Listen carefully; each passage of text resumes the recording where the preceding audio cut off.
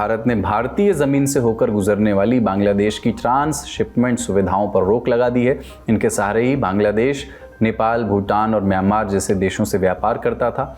8 अप्रैल को central board of indirect taxes and customs या CBIC ने एक नया आदेश जारी किया। इसके तहत CBIC ने 29 जून 2020 के अपने एक पुराने आदेश को रद्द कर दिया। पुराने आदेश के तहत बांग्लादेश से आने वाले सामान को भारत से होते हुए दूसरे देशों में भेजने की अनुमति दी गई थी। नए आदेश के लागू होने के बाद भी जो सामान पहले से ही भारत की सीमा पार कर चुके हैं उनको नहीं रोका जाएगा। Candid dusting powder, 4 skin problems का एक expert solution. Candid dusting powder, हटा खुजली, लगा कैंडिड। ये प्रतिबंध अहम क्यों हैं? दरअसल बांग्लादेश की 4427 किलोमीटर के बॉर्डर में से 4096 किलोमीटर की सीमा भारत से लगती है। बाकी की सीमा म्यांमार से लगती है जो महज 271 किलोमीटर लंबी है। बांग्लादेश, नेपाल और भूटान सिर्फ एक पतले से ज़मीनी रास्ते से जुड़ सकते हैं और ये पतली सी ज़मीन भारत की है। सिलीगुड़ी कॉरिडोर या चिकन नेक, ये रास्ता भारत के लिए भी अहम है क्योंकि चिकन नेक नॉर्थ ईस्ट के राज्यों को भारत के मेनलैंड से जोड़ता है।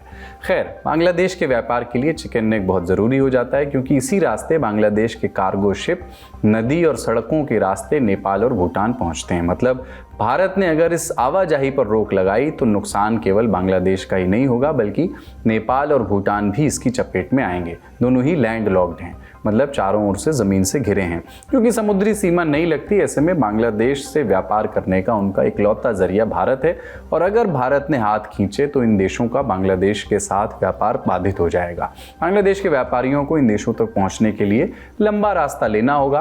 फिर भारत ने ऐसा किया क्यों है? SLS और पैराबेन गॉन, तो उसका करंट ऑन। What then? इसके पोटेशियम आयंस करी टूट का करंट गॉन, लाइव का करंट ऑन। भारत के व्यापारी, खासकर जो कपड़ा उद्योग से जुड़े हैं, लंबे समय से इन सुविधाओं को रोकने की मांग कर रहे हैं।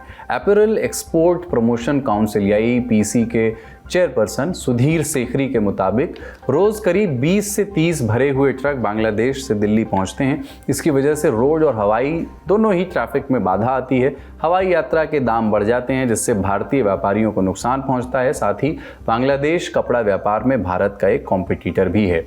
वजह एक और बताई जा रही है बांग्लादेश का चीन के करीब जाना। बांग्लादेश की अंतरिम सरकार के चीफ एडवाइजर मोहम्मद यूनुस ने पिछले महीने ही चीन का दौरा किया।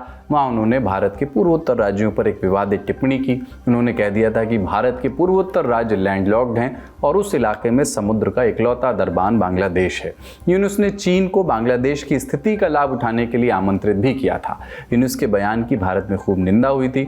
अब भारत का ये कदम यूनुस के लिए एक जवाब की तरह भी देखा जा रहा है। दूसरी सुर्खी है रूस यूक्रेन जंग से जुड़ी हुई। यूक्रेनी राष्ट्रपति व्लादिमीर ज़ेलेंस्की का दावा है कि यूक्रेनी आर्मी ने 2 चीनी नागरिकों को रूसी सेना की ओर से लड़ते हुए पकड़ा है, वो भी रूस के कब्जाए यूक्रेनी इलाके दोनेत्स्क से। ज़ेलेंस्की के मुताबिक उनके पहचान पत्र और बैंक कार्ड्स बताते हैं कि वो चीन से हैं। ज़ेलेंस्की ने ये सारी जानकारी प्लेटफॉर्म X पर एक एक करके पोस्ट की है।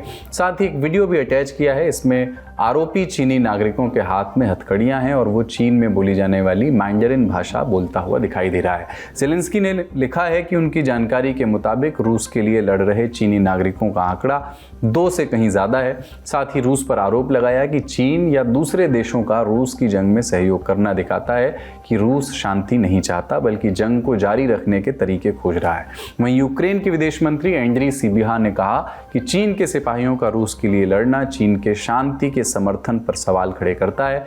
ये पहली बार है जब चीन पर यूक्रेन की तरफ से आधिकारिक आरोप लग रहे हैं कि वो रूस को सैनिक मुहैया करा रहा है। चीन ने ज़ेलेंस्की के दावों को बेबुनियाद बताया है। रूस की तरफ से अभी इस पर कोई प्रतिक्रिया नहीं आई है। जनवरी में यूक्रेन ने नॉर्थ कोरिया के सैनिकों को रूसी सेना में लड़ते हुए पाने का दावा किया था, लेकिन इस बार बात अलग है। ज़ेलेंस्की के मुताबिक नॉर्थ कोरिया का रूसी इलाके कर्स्क में हमारे खिलाफ लड़ना और चीन का हमारी ही ज़मीन दोनेत्स्क पर हमारे खिलाफ लड़ना दोनों ही बहुत अलग अलग बातें हैं।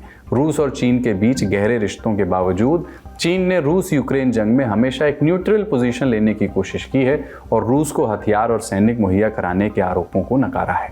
तीसरी सुर्खी की कहानी शुरू होती है भारत की राजधानी दिल्ली से। करीब 10 साल पहले की बात है, तारीख 27 अप्रैल 2015। इनकम टैक्स के अफसरों ने संजय भंडारी नाम के शख्स के घर पर छापा मारा। आरोप था कि संजय के नाम अवैध संपत्ति है। गिरफ्तारी के वक्त संजय ने सिम कार्ड तोड़ दिया। अपने कॉन्टैक्ट्स को सेफ रखने के लिए कॉन्टैक्ट्स लिस्ट इतनी तगड़ी की, छापेमारी के बाद उसके 2 आदमी प्रधानमंत्री तक पहुंच गए।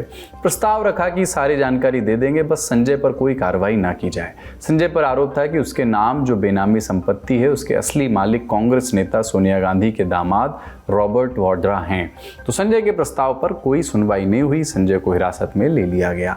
दरअसल संजय डिफेंस मिनिस्ट्री और हथियार सप्लाई करने वाली कंपनियों के बीच का काम करता था। इसके लिए उसने ये कंपनी खोली। उसका नाम रखा ऑफसेट इंडिया सॉल्यूशंस। 2010 में संजय ने कंपनी बनाई थी। कम ही समय में खूब मुनाफा कमाया। लोगों का दावा है कि तब से ही संजय के सर पर रॉबर्ट वाड्रा का हाथ था। धीरे धीरे 1 से 7 कंपनियां खोल ली। फिर खबर लगी कि संजय की कंपनी में आए 69 करोड़ रुपए हवाला ऑपरेटर दीपक अग्रवाल के अकाउंट से आए हैं। दीपक पर अलग से एक केस चल रहा था जिसमें उस पर आम आदमी पार्टी के लिए गैर कानूनी ढंग से फंडिंग लेने का आरोप था। फिर आईटी की छापेमारी के बाद इससे जुड़े कई दस्तावेज बरामद हुए। संजय ने कई सबूत मिटा दिए थे, लेकिन उसके और रॉबर्ट वाड्रा के बीच कई ईमेल मिले। डिफेंस मिनिस्ट्री की कई खुफिया जानकारी शेयर करने के भी सबूत मिले, लेकिन संजय को बेल मिल गई और वो गायब हो गया। बाद में पता चला कि संजय तो लंदन में बैठा है। 2020 में भारत सरकार ने संजय के खिलाफ लंदन में 2 प्रत्यर्पण याचिकाएं लगाईं, एक मनी लॉन्ड्रिंग के लिए और दूसरी टैक्स की चोरी के लिए। फिर 28 फरवरी को कोर्ट का ऑर्डर आया।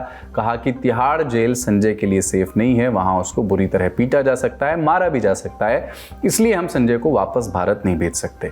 इसी ऑर्डर के खिलाफ भारत सरकार ने इंग्लैंड की सुप्रीम कोर्ट में याचिका डालने की मांग की, जिसको खारिज कर दिया गया। मतलब अब भारत सरकार के पास संजय को वापस भारत लाने का कोई विकल्प नहीं है।